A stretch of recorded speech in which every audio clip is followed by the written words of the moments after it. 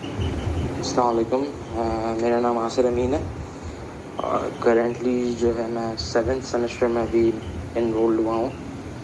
और इसके अलावा मेरी जो करेंट CGPA है वो 3.95 या 94 इस तरह कुछ है। तो मैं जो है मेरिट बेस्ड जो स्कॉलरशिप्स है उनके हवाले से मैं बात कर रहा हूँ। तो जो बेसिकली स्टूडेंट को जो है खुद कुछ करने की ज़रूरत नहीं है to get merit based scholarship. Student को जो है सिर्फ पढ़ना है और उसे जो है अच्छी से अच्छी जितनी अच्छी CGPA वो ला सकता है वो ले आए। अभी मैं क्राइटेरिया की बात नहीं कर रहा, मैं सिर्फ CGPA की बात कर रहा हूँ कि CGPA जितनी अच्छी से अच्छी हो सकती है वो ले आए। ठीक है, बाकी जो है बाकी काम हमारा एग्जामिनेशन डिपार्टमेंट करता है। वो आपकी CGPA पे बेस करते हुए आपको मेरिट बेस्ड स्कॉलरशिप देता है। और इसके अलावा जो है ये था कि जब वो स्कॉलरशिप देगा उसमें तकरीबन 2 महीने 2.5 महीने लगते हैं। ऐसा नहीं है कि फ़ौरन मिल जाती है, क्योंकि जब मैंने फर्स्ट सेमेस्टर में जब मैं आया था तो मैंने पूरी फ़ीस भरी थी कि मुझे फर्स्ट में तो स्कॉलरशिप नहीं मिली थी। लेकिन जब सेकंड में मुझे मिली तो सेकंड की जो है मैंने फ़ीस को इंस्टॉलमेंट करवा के मैंने पहली इंस्टॉलमेंट भी भरी, मैंने दूसरी इंस्टॉलमेंट भी भरी, और फिर जब मैं तीसरी इंस्टॉलमेंट भरने गया था तब जो है वो स्कॉलरशिप लग चुकी थी। तो 2 फीस जो है बढ़ने के बाद फिर आपकी स्कॉलरशिप, मतलब ऐसा कि 2 महीने 3 महीने लग जाता है अक्सर स्कॉलरशिप को लगने में। ठीक है, तो इन केस ये भी हो सकता है कि आपने स्कॉलरशिप तो हो सकता है कि इतनी अच्छी CGPA हो कि आपको पता है कि भाई स्कॉलरशिप तो लगेगी, लेकिन होता ये है कि लगने में टाइम लगता है स्कॉलरशिप को। तो उससे ये होगा कि आपको शुरू की जो कुछ फ़ीस का पार्ट है वो भरना पड़ता है। ठीक है, और फिर बाकी जो आपको स्कॉलरशिप मिलेगी वो फिर आपका, आप LMS पे जब लॉगिन करोगे तो वहाँ पे फ़ी स्टेटमेंट के नाम से एक सेक्शन आता है। तो आप उस पर क्लिक करेंगे तो वहाँ पे आपको आपका बैलेंस शो करेगा कि स्कॉलरशिप अगर आपको मिली हुई होगी तो वो आपका जो बैलेंस है वो माइनस में चला जाएगा।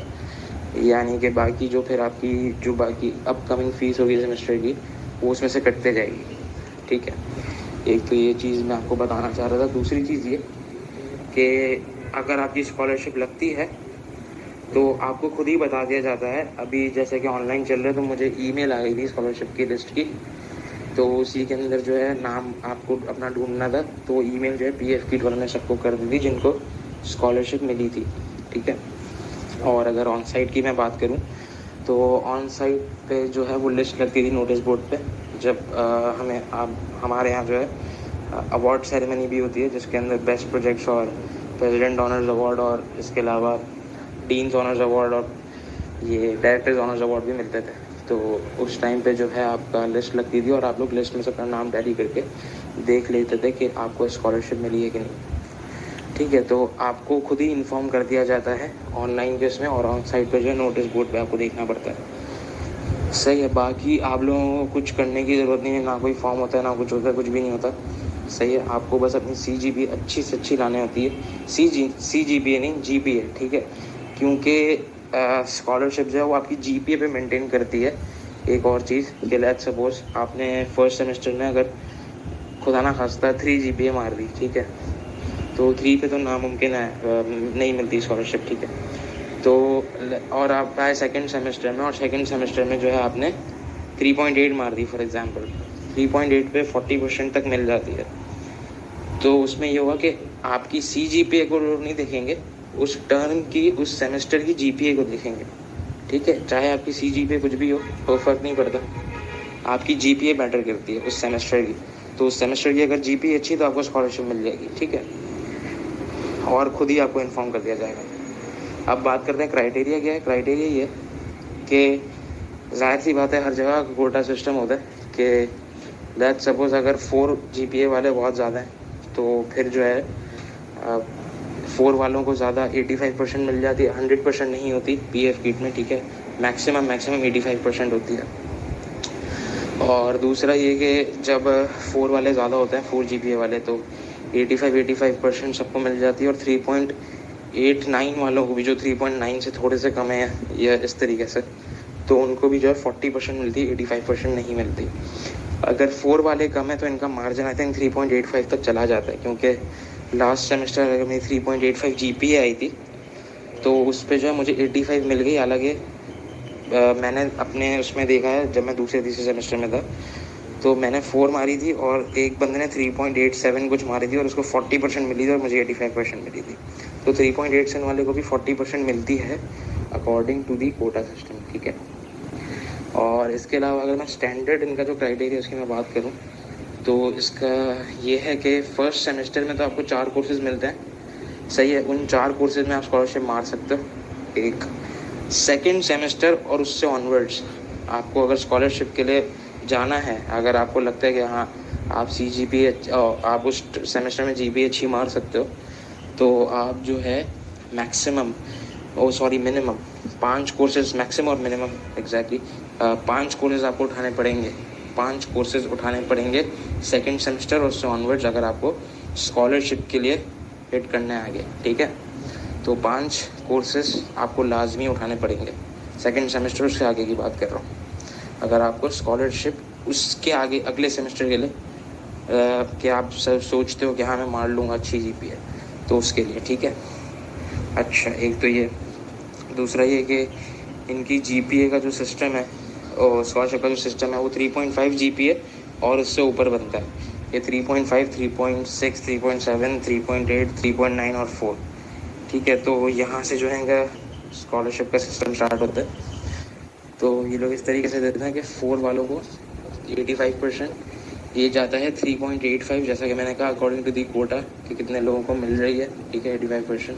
तो 3.85 तक ऐसा ये चले जाता है कि 85% मिल जाती है। उसके बाद 3.8 से कम 3.81 इस तरह जो इनकी होती है, 3.75 से ऊपर की मैं बात कर रहा हूँ, उनको 40% मिल जाती है। 3.7 को भी आई थिंक 40% मिल जाती है। और जो 3.7 से कम है, लाइक 3.6, 3.65, 3.67, 3.54 भी, 3.52 भी, ये भी कोटा पे डिपेंड करता है कितने लोगों को मिल रही है। उनको 20% मिलती है, ठीक है। और लास्टली ये बात थी कि भाई लास्ट क्या था, हाँ, कि लेट्स सपोज अगर मैक्सिमम इनका जो स्कॉलरशिप का कोटा सिस्टम होता है वो पूरा हो चुका है कि मैक्सिमम बच्चों को मिल चुकी स्कॉलरशिप और वो एंड हो रही है, लाइक लास्ट बच्चा जिसको मिली है वो है 3.56 पे, ठीक है। तो हो सकता है कि 3.55 वाले को भी ना मिले स्कॉलरशिप, ठीक है। तो ये चीज़ भी मैटर करती है। तो ये जो है आपका स्कॉलरशिप का PF कीट का क्राइटेरिया है। अगर कोई कन्फ्यूजन हो तो ज़रूर आप लोग मुझसे कॉन्टैक्ट कर सकते हैं, इसमें कोई इशू नहीं है। थैंक यू सो मच, अल्लाह हाफ़िज़। हाँ, तो प्रोजेक्ट के बारे से मैं बात कर रहा था। प्रोजेक्ट में जितनी मेहनत आप लोग खुद करोगे तो उतना आप लोग खुद सीखोगे और वही चीज़ आप लोगों को इंटरव्यू में और आगे मार्केट के अंदर, इंडस्ट्री के अंदर घुसने के लिए काम आएगा। तो प्रोजेक्ट के अंदर मेरा सबसे ये कहना है कि आप लोग खुद ही मेहनत करें, ना कोई बना बनाया प्रोजेक्ट उठाए।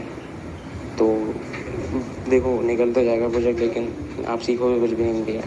तो जो आपके कोर कोर्सेज है, डेटा स्ट्रक्चर, PF, IICT और इसके अलावा आगे डिज़ाइन पैटर्न्स और डेटाबेस मैनेजमेंट सिस्टम सब कुछ आएगा। तो उसके अंदर आप लोग जो है खुद मेहनत करें, ठीक है। तो ये चीज़ एक थी बतानी।